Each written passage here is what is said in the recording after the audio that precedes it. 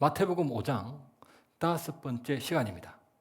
성경이 증거하는 팔복을 제대로 이해하기 위해서는 시편 1편도 염두에 두어야 하고 시제도 살펴야 하며 문법적 구조도 감안해야 합니다.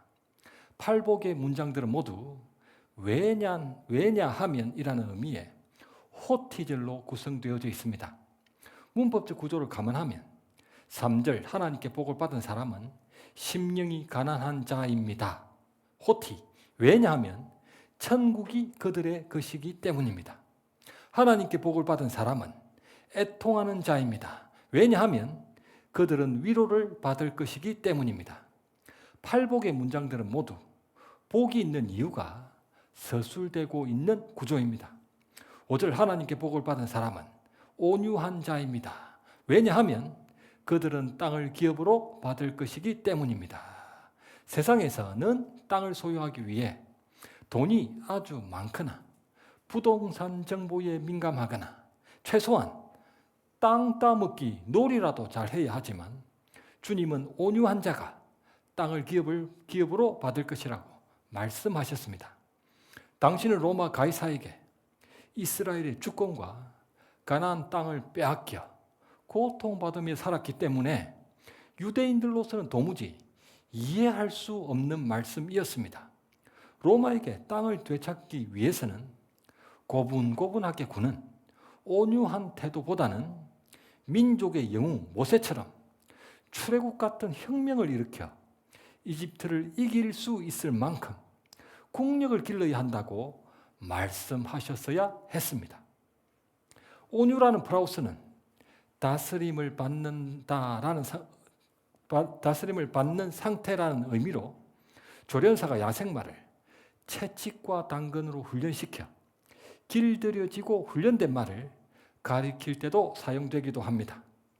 부드러운 태도나 성격을 의미하는 인간적인 온유와는 달리 하나님의 훈련을 통해 주님께 다스려져 통제되는 힘과 능력을 의미합니다. 민수기 12장 3절 이 사람 모세는 온유함이 지면의 모든 사람보다 더하더라.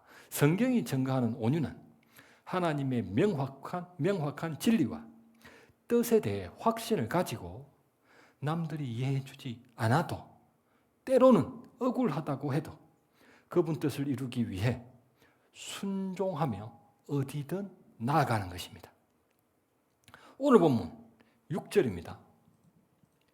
의에 줄이고 목마른 자는 복이 있나니 그들이 배부를 것이미요. 아멘. 아멘. 의에 줄이고 목마른 자는 복이 있나니 그들이 배부를 것이미요. 시편 1편처럼 직역하고 시제도 살피며 문법적 구조도 감안하면 6절 자기 마음을 돌이키는 회개를 함으로써 하나님께 복을 받은 사람은 의에 줄이고 목마른 자입니다. 왜냐하면 그들이 배부를 것이기 때문입니다. 심령이 가난해지면 가진 것이 너무 없기 때문에 애통하게 되고 줄이고 목마르게 됩니다. 가진 것이 없으니까 배고픈 거죠. 가난하다는 것과 애통하다는 것과 줄이고 목마른 것은 다 비슷한 의미입니다.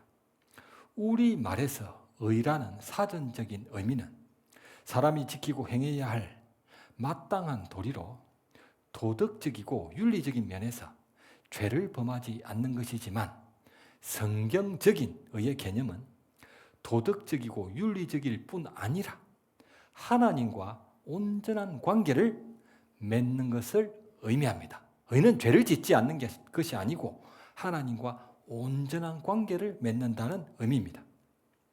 성경 말씀 마가복음 7장 25절부터 30절입니다. 이에 더러운 귀신 들린 어린 딸을 둔 한 여자가 예수의 소문을 듣고 곧 와서 그 발 아래에 엎드리니 그 여자는 헬라인이요 수로보니게 족속이라. 자기 딸에게서 귀신 쫓아내 주시기를 간구하거늘 예수께서 이르시되 자녀로 먼저 배불리 먹게 할지니 자녀의 떡을 취하여 개들에게 던짐이 마땅치 아니하리라. 여자가 대답하여 이르되 주여 올소이다마는 상 아래 개들도 아이들이 먹던 부스러기를 먹나이다. 예수께서 이르시되 이 말을 하였으니 돌아가라. 귀신이 내 딸에게서 나갔느니라 하시매 여자가 집에 돌아가 본즉 아이가 침상에 누웠고 귀신이 나갔더라. 아멘. 아멘. 더러운 귀신 들린 어린 딸을 둔 한 여자가 예수의 소문을 듣고 와서 그 발 아래에 엎드리니 그 여자는 헬라인이요 수로보니게 족속이라. 수로보니게는 이스라엘 국경 넘어 북쪽 수리아의 베니게 페니키아 지방을 가리키는 말로 그 여자는 혈통적으로 아브라함의 후손도 아니고 시내산 언약을 맺어 조상 대대로 하나님을 섬기는 유대인도 아닌 이방 여인이라는 의미입니다. 10아들보다 낫다는 잘 키운 딸 하나가 더러운 귀신이 들렸기 때문에 26절 자기 딸에게서 귀신 쫓아내 주시기를 간구하거늘 예수께서 이르시되 자녀로 먼저 배부르게 먹게 할지니 자녀의 떡을 취하여 개들에게 던짐이 마땅치 아니하니라. 자녀는 이스라엘 백성을 가리키는 말로 자녀로 먼저 배불리 먹게 할지니라. 딩동댕 지당하신 말씀이죠. 떡을 자녀에게 먼저 줘야죠. 지당하신 말씀을 하신 것입니다. 자녀의 떡을 취하여 개들에게 던짐이 마땅치 아니하니라. 하나님의 입으로부터 나오는 모든 말씀으로 살지 않는 이방인을 가리켜 유대인들이 개, 돼지라고 불렀기 때문에 개들에게 던짐이 마땅치 아니하니라. 주님이 유대인들이나 하는 말을 엎드려 간구하는 이방 여자의 면전에서 하실 말씀은 아닐 것입니다. 개돼지 맞습니다. 하나님의 모든 말씀으로 살지 않는 이방인, 불신자들은 짐승이라고 하잖아요. 성경에 짐승, 뱀의 자식들. 그건 개돼지가 맞습니다. 맞지만은 이 어린 딸이 귀신이 들려가지고 예수님께 제발 좀 살려달라고 애걸복걸하는 그 이방 여자의 면전에서 주님이 하실 말씀은 아니지 않습니까? 개들에게 던짐이 마땅치 아니하니라. 개소리 짝짝해라. 욕설과도 다름없었습니다. 주님의 그 지독한 독설에 그녀의 마음이 어땠을까요?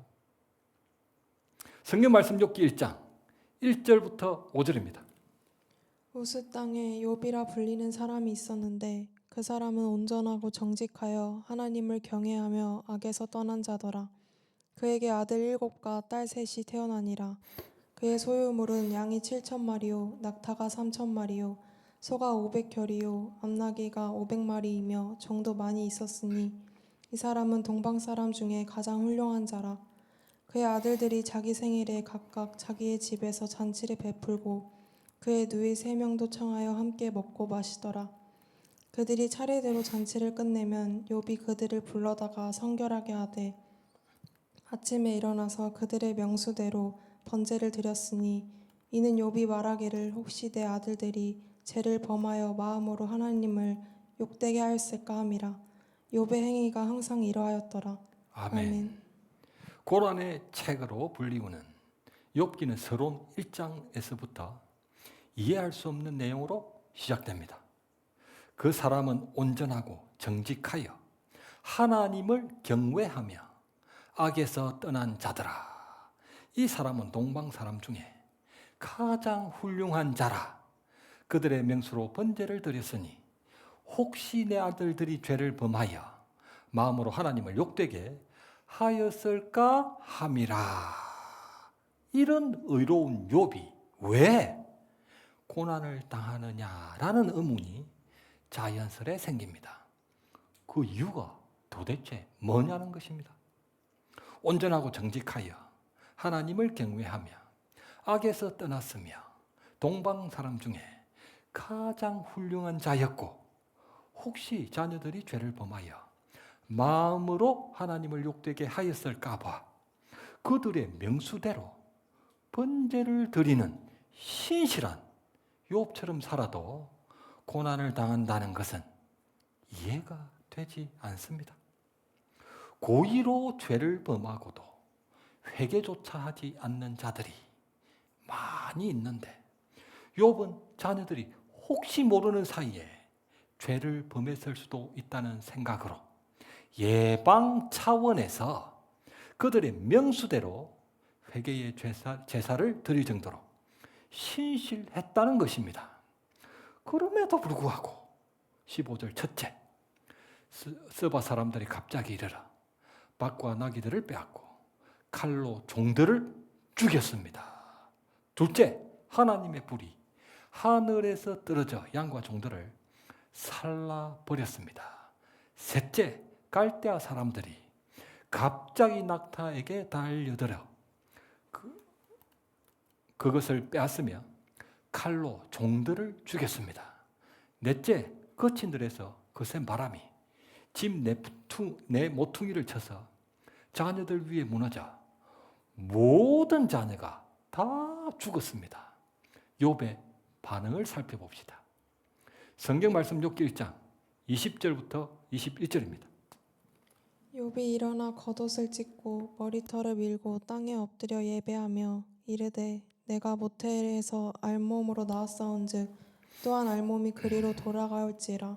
주신 이도 여호와시오 거두신 이도 여호와시오니 여호와의 이름이 찬송을 받으실지니이다 하고 이 모든 일에 욥이 범죄하지 아니하고 하나님을 향하여 원망하지 아니하리라. 아멘. 아멘. 이 모든 일에 욥이 범죄하지 아니하고 하나님을 향하여 원망하지 아니하니라. 정말 동방 사람 중에 가장 훌륭한 자답습니다.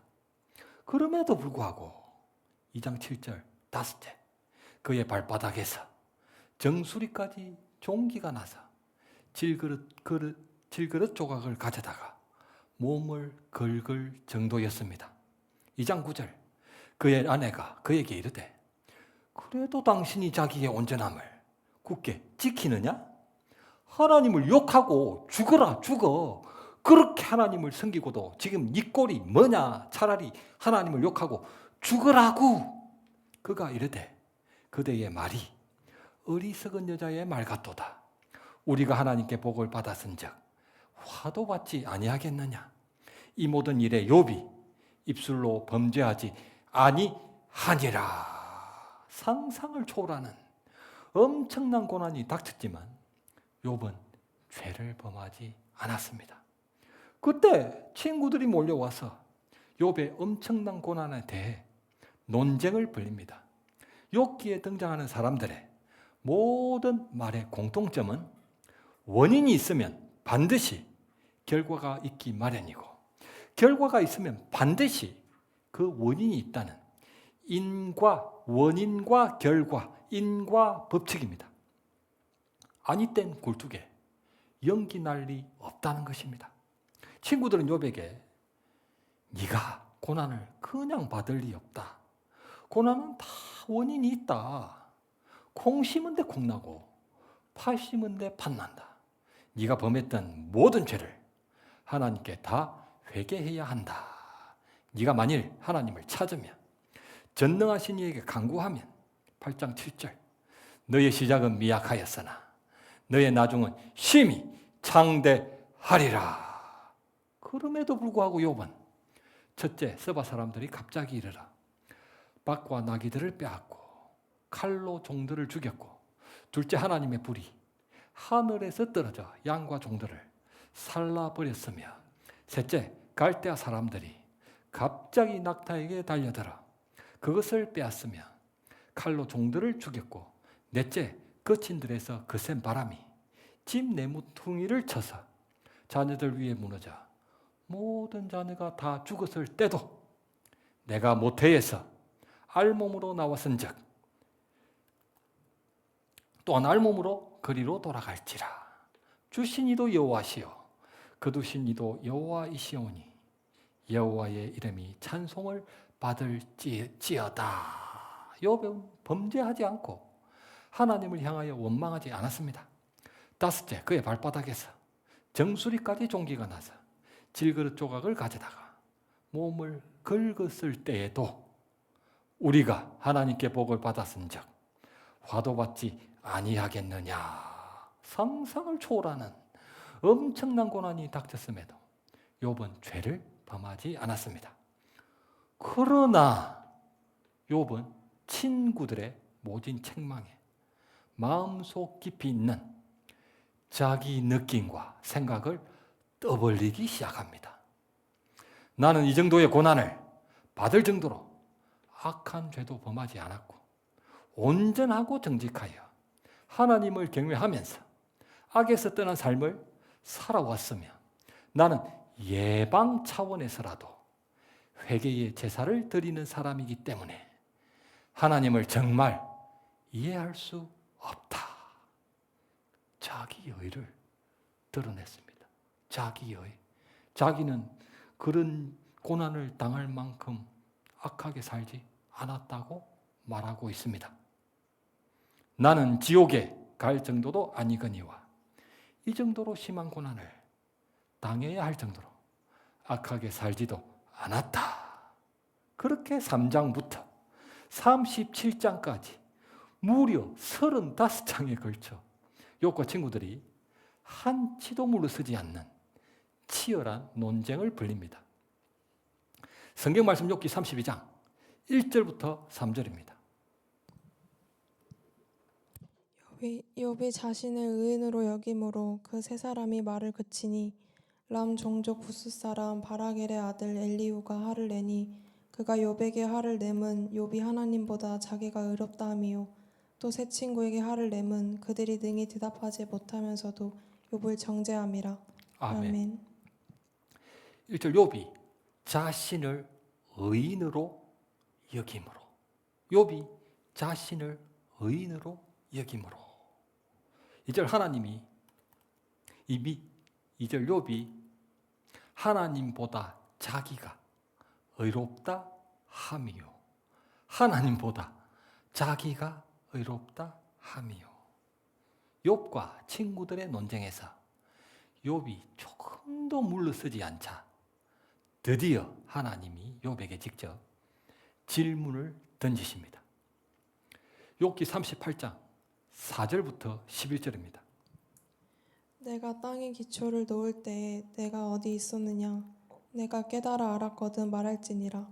누가 그것의 도량법을 정하였는지 누가 그 줄을 그것의 위에 띄었는지 내가 아느냐. 그것의 주초는 무엇 위에 세웠으며 그 모퉁이 돌을 누가 놓았느냐. 그때의 새벽 벌들이 기뻐 노래하며 하나님의 아들들이 다 기뻐 소리를 질렀느니라. 바다가 그 모태에서 터져 나올 때에 문으로 그것을 가둔 자가 누구냐. 그때에 내가 구름으로 그 옷을 만들고 흑암으로 그 강보를 만들고 한계를 정하여 문빗장을 지르고 이르기를 내가 여기까지 오고 더 넘어가지 못하리니 내 높은 파도가 여기서 그칠지니라 하였노라. 아멘. 하나님의 첫째 질문. 내가 땅에 기초를 놓을 때에 네가 어디 있었느냐? 둘째, 누가 그것의 도량법을 정하였는지 누가 그 줄을 그것의 위에 띄웠는지 네가 아느냐? 셋째, 그것의 추는 무엇 위에 세웠으며 그 모퉁이 돌을 누가 놓았느냐? 이런 식으로 하나님은 욥에게 약 70가지 정도의 질문을 던지십니다. 그러나 욥은 어떤 답변도 하지 못합니다. 첫째 질문, 내가 땅에 기초를 놓을 때에 네가 어디에 있었느냐? 이런 식으로 창조주 하나님 외에는 절대로 할 수 없는 것들을 질문하셨기 때문입니다. 창조주 하나님이나 알 법한 그 질문을 욥에게 계속 70가지나 던지니까 욥은 대답할 수가 없는 거죠. 이건 하나님이나 대답할 수 있는 거지. 욥은 그 새머리보다 작은 욥의 머리 안에서는 이 답이 나올 수가 없는 거죠. 모든 질문은 하나님이 세상을 창조하신 그 원인과 그 과정에 대해 사람이 아는 것이 있느냐는 것입니다. 하나님이 창조하셨고 창조하셨고 말씀으로 창조하셨는데 그 과정이나 창조하는 이유나 목적이나 이런 걸 사람이 알 수가 있느냐는 것입니다. 그렇습니다. 우리는 말씀으로 하나님이 창조하셨다는 것만 알고 있을 뿐, 창조하신 그 말씀이 얼마나 높았는지, 얼마나 컸는지, 얼마나 깊었는지, 얼마나 길었는지 아는 것이라고는 아무것도 없습니다. 우리가 창조에 대해서 알고 있는 게 뭐가 있습니까? 하나님이 창조하셨다. 이것만 딱 알잖아요. 어떻게 됐는지, 왜 됐는지 아무것도 모르고 그냥 성경에 기록되어져 있으니까 하나님이 창조하셨구나. 이것만 알 뿐이지 창조의 과정에 대해서는 아무것도 모릅니다. 그런데 욥에게 그런 질문을 70가지를 하셨던 거죠. 욥이 할 말이 없죠. 하나님이 단지 말씀만 하셨는데 그 해, 달, 별들이 어떻게 생겨났고 세상 피조물들이 전부 6일 만에 어떻게 다 창조되었는지 그 과정을 지켜본 사람도 아무도 없습니다. 26장 7절에는 땅을 아무것도 없는 곳에 매다시며 땅을 아무것도 없는 곳에 매다시며 욥기에서는 지구가 우주 허공에 떠 있다는 것을 전가합니다.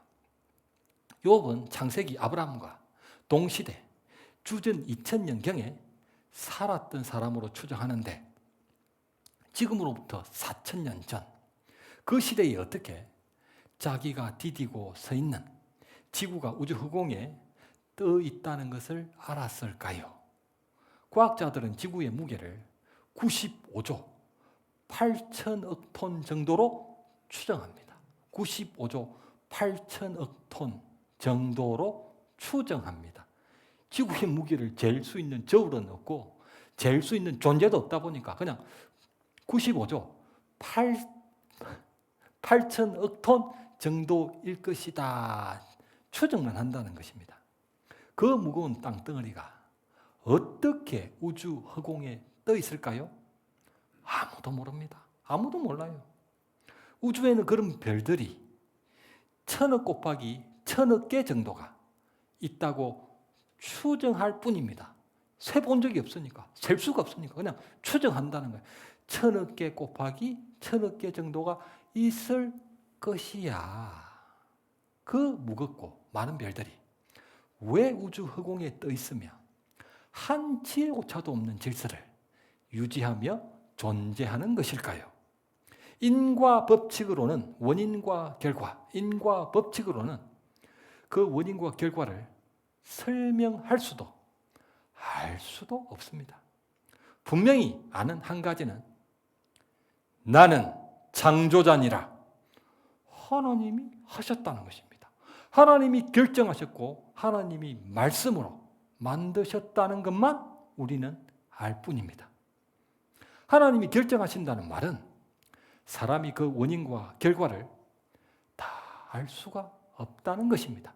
딱 성경에 기록된 것만 우리는 알 뿐이지 그 외의 거는 아무것도 모른다는 것입니다. 사람은 지금에 와서야 이 무겁고 많은 별들이 우주 허공에 떠 있으며 한치의 오차도 없는 질서를 유지하며 존재한다는 것을 알고 있을 뿐, 왜 하고 있는지와 어떻게 하고 있는지는 전혀 모르는 존재일 뿐입니다. 사람은 전혀 모르는 존재라는 것입니다. 욥기의 교훈은 원인과 결과, 곧 인과 법칙을 넘어서는 창조주 하나님을 오직 믿음으로 바라보고 따르라는 것입니다. 모든 원인과 결과는 하나님께 달려 있으니 그 창조주 하나님을 오직 믿음으로 바라보고 따르라는 것입니다. 그것이 욥기의 주제입니다. 하나님은 죽은 자도 살리시며 없는 것도 있는 것으로 부르시는 분이시기 때문에 인과 법칙에 매이는 분이 아니시기 때문입니다. 죽은 자도 살려내버리시는데 이게 죽은 사람이 어떻게 살아났지? 우리는 모릅니다. 인과 하나님께 원인이 있고 하나님께 결과가 있기 때문에 그냥 하나님이시니까 한 것입니다. 그래서 오직 믿음으로 그분을 믿고 따르라는 것이 욥기의 주제입니다. 여호와라는 하나님의 이름도 스스로 존재한다는 의미로 낳아준 부모가 있는 것도 아니고 만든 제작자가 있는 것도 아닌데 하나님은 홀로 그냥 계신다는 것입니다. 그 원인이, 하나님이 홀로 계시는 원인이 뭐예요? 우리는 모릅니다. 그 홀로 계신 하나님 나중에 어떻게 돼요? 우리는 모릅니다. 그냥 모든 원인과 결과가 하나님에게 있기 때문에 오직 믿음으로 하나님을 믿고 따르라는 것이 바로 욥기의 주제고 성경의 주제입니다. 하나님은 부모도 제작자도 어떤 조건에도 영향을 받지 않으시기 때문에 인과 법칙을 초월하시는 분입니다. 원인이 뭐예요? 결과가 뭐예요? 몰라요. 하나님은 그냥 하신다는 것입니다. 그 초월하시는 분을 오직 믿음으로 믿고 따르라는 것입니다. 욥이 드디어 깨달았습니다. 욥기 42장 1절부터 6절입니다. 욥이 여호와께 대답하여 이르되 주께서는 못하실 일이 없사오며 무슨 계획이든지 못 이루실 것이 없는 줄 아오니 무지한 말로 이치를 가리는 자가 누구나이까. 나는 깨닫지도 못한 일을 말하였고 스스로 알 수도 없고 헤아리기도 어려운 일을 말하였나이다. 내가 말하겠사오니 주는 들으시고 내가 주께 묻겠사오니 주여 내게 알게 하옵소서. 내가 주께 대하여 귀로 듣기만 하였사오나 이제는 눈으로 주를 배웁나이다. 그러므로 내가 스스로 거두어드리고 티끌과 제 가운데에서 회개하나이다. 아멘. 무지한 말로 이치를 가리는 자가 누구이니까? 나는 깨닫지도 못하는 말을 하였고, 몰라. 근데 자꾸 말을 하는 거예요. 스스로 알 수도 없고 헤아리기도 어려운 일을 말하였나이다. 사람은 하나님의 섭리를 깨달을 수도 알 수도 헤아릴 수도 없는 존재라는 것을 드디어 깨달았던 것입니다. 자신의 마음의 가난함을 깨달았던 것입니다. 아, 나는 아무것도 모르는 사람이구나. 드디어 깨달았던 것입니다. 그것을 시인하라는 것입니다. 친구들은 욥에게 고난은 죄 때문에 받는 것이다. 인과 법칙으로만 판단을 했습니다.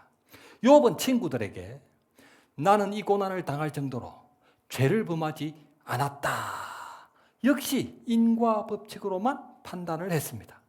42장 3절 나는 깨닫지도 못하는 일을 말하였고 스스로 알 수도 없고 헤아리기도 어려운 일을 말하였나이다. 하나님은 인과 법칙에 얽매이지 아니하시고 사람이 깨달을 수도 알 수도 헤아릴 수도 없는 초월적인 창조주라는 것을 신하라는 것입니다. 하나님은 우리 머리 안에 들어와 있는 분이 아니라는 것을 신하라는 것입니다. 인과 법칙대로라면 욥이 받는 고난은 이해할 수 없습니다. 아니 그 자녀들 명수에 맞춰가지고 짓지도 않은 혹시 죄가 있을까봐 예방 차원에서라도 제사를 드리는 이 욥이 고난을 받는다는 게 말이 됩니까? 말이 안 되죠. 아울러 욥이 받았던 복도 인과 법칙에 의하면 역시 이해할 수 없습니다. 전지전능하신 하나님이 보시기에 욥이 신실했으면 얼마나 신실했으며 그가 잘하면 뭘 그리 잘했겠습니까? 전지전능하신 하나님이 보실 때 욥이 하는 짓이 뭐가 그리 잘했겠습니까? 예방 차원이고 뭐고 떠들어대도 전지전능하신 하나님이 볼 때는 다 장난 수준이지 않습니까? 하나님이 보시기에는 그놈이 다 그놈입니다. 하나님 보시기에는 그놈이 다 그놈이에요. 욥이 받았던 복도 그가 의로워서라기보다 전적인 하나님의 은혜로 주어진 것이었습니다. 우리가 지금 숨을 쉬고 있는 것은 우리가 믿음이 좋거나 의로워서가 아니라 주님이 우리를 붙들어 주시는 바로 그 은혜 덕분입니다. 모든 것이 그분의 은혜입니다. 내가 스스로 거두어 드리고 제 가운데서 회개하나이다. 바로 이 자세가 믿음으로 사는 자세입니다. 말 많이 하지 말고 그냥 저는 주님께 모든 것을 맡기겠습니다. 욥기의 마무리입니다. 42장 12절 여호와께서 욥의 말년에 욥에게 전보다 복을 주시니 하나님은 창조주이실 뿐 아니라 은혜로 복을 주시는 선하신 분입니다. 그렇기 때문에 신자에게는 인과 법칙을 넘어서는 이해가 되지 않는 부분에도 오직 믿음이 필요합니다. 그래서 하나님의 입으로부터 나오는 모든 말씀에 오직 믿음으로 항상 기뻐하고 쉬지 말고 기도하며 범사에 감사하라고 명령하신 것입니다. 개소리 짝짝해라. 주님의 지독한 그 독설에 그녀의 마음이 어땠을까요? 여자가 대답하여 이르되 주여 옳소이다마는 상아리 개들도 아이들이 먹던 부스러기를 먹나이다. 예수께서 이르시되 이 말을 하였으니 돌아가라. 귀신이 내 딸에게서 나갔느니라. 여자가 집에 돌아가 본즉 아이가 침상에 누웠고 귀신이 나갔더라. 수로 보니까 여자는 주님 발 아래에 엎드려 간구하고 자기 면전에서 개소리 짝짝해라. 욕설과도 다름없는 그 독설을 듣고도 왜 그렇게까지 매달린 것일까요? 여자가 그 독설에 버럭하고 돌아갈 것도 같은데 우린 다 돌아갔잖아. 버럭하면서 막 예수님한테 욕설을 하고 돌아갔을 겁니다. 버럭하지도 돌아가지도 않았습니다. 이 여인은. 아니, 버럭할 수도 없고 돌아가지도 못합니다. 딸이 고침받는 것에는 주님 외에는 어떤 대안도 없기 때문입니다. 주님 말고는 딸이 고침받을 길이 없기 때문에 이 여자는 못 돌아갑니다. 버럭을 한다거나 돌아간다는 것은 주님 외에 믿는 구석이 따로 있는 사람들이나 하는 짓입니다. 예수 그리스도 외에 믿는 구석이 따로 있는 부자가 아니라 영이 극심하게 가난한, 심령이 가난한 상태였기 때문에 돌아갈 수 없습니다. 솔로몬의 재판에서 산 아들의 어머니 되는 여자가 그 아들을 위하여 마음이 불붙는 것 같아서 왕께 아뢰어 청하건대 내 주여 산 아이를 그 여자에게 주시고 아무쪼록 죽이지 마옵소서. 자녀를 살리기 위해서라면 마음이 불붙는 것 같아서 무슨 짓이라도 합니다. 자식만 살려주신다면 자기를 개라고 하고 돼지라고 한들 엄마는 다 수용합니다. 예수 그리스도가 아니고서는 어떤 길도 생명도 진리도 대안도 없다는 것을 깨달은 사람들은 주님이 자기들어 넌 개야, 멍멍, 넌 돼지야, 꿀꿀 합니다. 얼마든지 한다고요. 매주는 콩으로 쓰는 것이지만 주님이 파트로 매주를 쓰신다 하더라도 주여 옳소이다. 주님은 언제라도 옳고 어디서라도 옳으며 누구에게라도 옳으며 어떤 상황에서라도 옳습니다. 모세야 이방 구스 여자와 혼인하라. 주여 옳소이다. 호세아야 음란한 여자를 맞이하여 음란한 자식들을 낳으라. 주여 옳소이다. 주님은 마음속 깊이 있는 그녀의 가난한 심령이 겉으로 드러나게 하시기 위해 그 지독한 독설로 그녀가 오직 믿음으로 주님께 엎드려 간구하게 만드셨습니다. 여자는 주인의 사이에서 떨어지는 부스러기라도 먹겠다는 의에 줄이고 목마른 자였지만 주님은 그녀의 믿음을 부스러기 믿음이 아니라 온전한 믿음으로 인정해 주셔서 큰 은혜를 주셨고 오늘 이 성경을 읽는 우리에게도 그녀의 믿음을 자랑하고 계시는 것입니다. 한 주석가는 심령이 가난한 사람이란 하나님만을 의지하도록 내몰린 사람이다 라고 했습니다. 하나님만을 의지하도록 내몰리는 것이 얼마나 큰 복인지 모릅니다. 그렇지 않으면 오직 믿음의 상태가 될 수 없기 때문입니다. 세상적으로 자기가 원하는 일마다 다 잘 되면 하나님을 믿고 섬기며 의지하고 순종할 이유가 아무것도 없기 때문에 그분을 믿지 않습니다. 주님이 아니고서는 어떤 대안도 없는 상태가 바로 심령이 가난한 상태, 곧 영이 가난하다 못해 의에 줄이고 목마른 상태입니다. 오직 믿음이란 주 예수 그리스도 그분 자체가 생명나무이신 영생이라는 것을 깨닫고 시인하여 그분 말씀에는 무엇이든 순종하겠다는 마음으로 돌이키는 상태입니다. 예수님이 영생이에요. 예수님은 영생을 주시는 분이 아니고 예수님이 영생이란 말입니다. 예수님을 우리가 소유해야 천국에 간단 말입니다. 우리가 예수님의 소유가 돼야 천국에 간단 말입니다. 그래야 만왕의 왕이시지 않겠습니까? 말씀을 맺겠습니다. 자신의 심령이 가난하여 의에 줄이고 목마르다는 것을 깨닫는 자는 마음을 돌이켜 예수 그리스도를 따르고 순종하게 됩니다. 자기 느낌과 생각대로 하나님 말씀을 골라 듣거나 골라 믿는 것은 전지전능하신 하나님 외에 믿는 구석이 따로 있는 온전하지 못한 믿음의 반응입니다. 물론 다 순종하지도 순종할 수도 없습니다. 그러나 주님은 그분을 따르고 순종하겠다고 결단하는 그 진실한 마음을 보시고 반드시 그리 될 수 있도록 동행하시며 도와주십니다. 회개는 주님의 어떤 말씀에라도 주여 올소이다를 고백하고 어디든 따르겠다며 돌이키는 것입니다. 왜냐하면 오직 그분만이 자기 생각대로 제 길로 가지 않으시는 선과 악, 옳음과 그름의 기준이 되시는 창조자, 통치자, 심판자 하나님이시기 때문입니다. 땅의 너비를 내가 측량할 수 있느냐? 내가 그 모든 것들을 다 알거든 말할지니라. 아멘.